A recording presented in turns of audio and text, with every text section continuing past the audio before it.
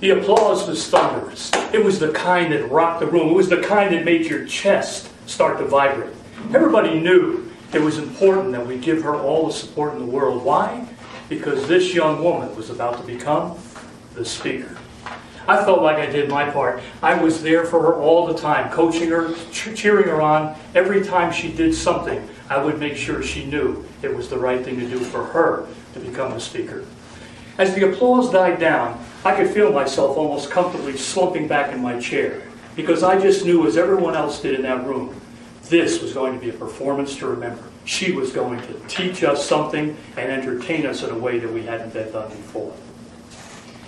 We expected the 4-second pause, you know, the kind where a speaker who really is of the right caliber looks around the audience, checks everybody out, gives her that sense with her eyes that she's ready to connect with them. And as she stood taller, you could tell she was poised as well as confident. And she had that little smile. She had that smile that said to the audience, this is going to be the ultimate presentation. So we sat back, and we looked at her, and we connected with her in that non-verbal way.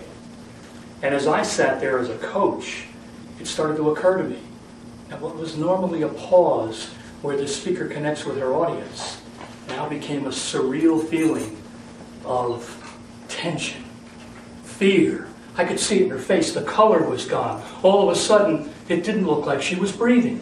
I just felt this air of, oh my God, she's forgot her first line. My natural reaction was I wanted to bolt. I wanted to jump out of my chair. I wanted to go up to her, do something, be near her, whisper something that would get her back on track. But we all know you can't do that. You just have to sit there, part of the audience, and hope and wish and maybe pray for her. It was unbelievably agonizing. That period of time when you know someone wants that first line, wants to make the impression, and can't get it, just can't find it inside.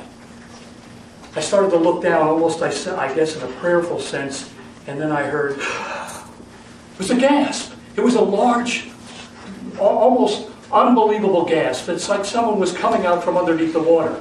And I realized that was her moment, that she remembered everything. Her color came back, her poise. She stood up tall. She knew, and we knew at that moment, she was going to be the speaker.